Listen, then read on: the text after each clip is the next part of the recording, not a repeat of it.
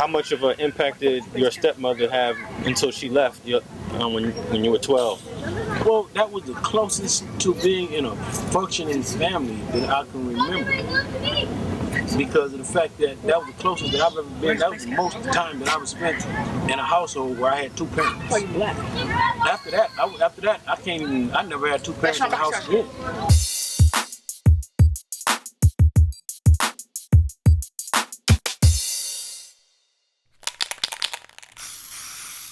My father was way out. My father, like I said, my father hustled.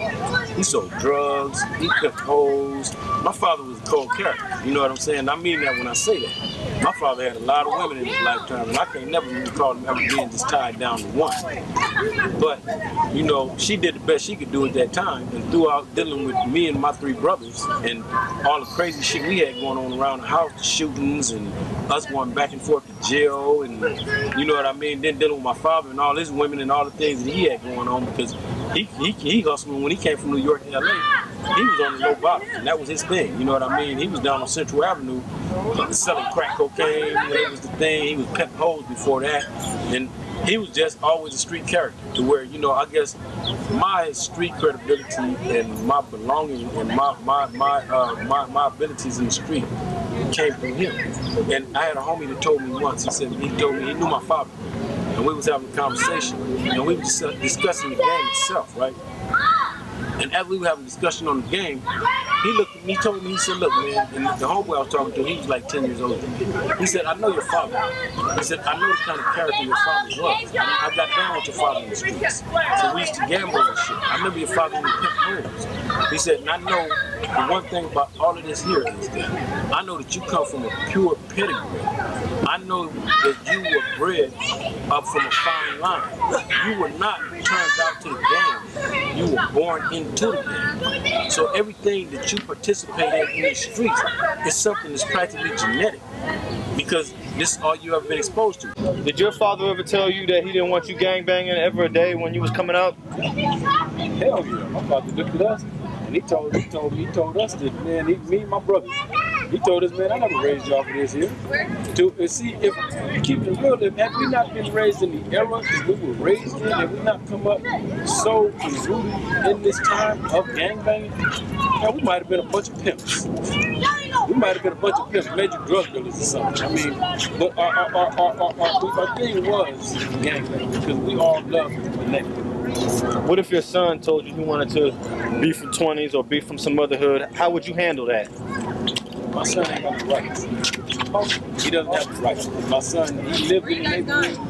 He's not rooted to it. So he himself cannot be a part of it, because of the fact that for him to be a part of it, that means that he would have to be willing to do things that put him in certain compromising situations where he can never go back on, he can never look back on. For a good example, that's like him coming up these days. If you want to gang, the youngsters now got the thing about coming up in the game. Okay, and you got those that are members that when they come in, you say, well, okay, their father is a member, and they're born in it. They don't want to come in there.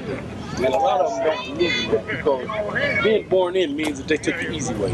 When you got other ones that are out here, they putting in work. They getting jumped in. They going out there doing whatever they got to do to the enemy. They getting tattooed. You know what I'm saying? They've been proving themselves and coming forth in their right manhood, to where what makes them gain their identities and their respect right here. To where now, if a youngster, like let's say my son, if he came into this, and he suddenly said, well, I want to be from the hood, he's not going to want to take a path to walk his way in, because the homies are going to look down on him somewhat, because they're going to tell him, well, he's coming in on my path.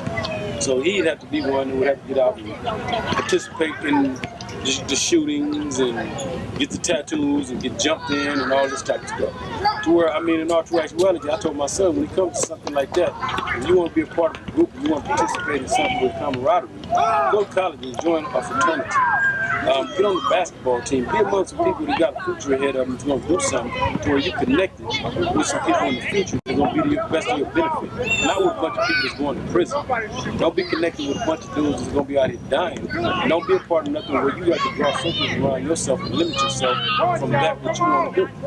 When I went back to prison, it hurt my son because me and him have a really tight bond.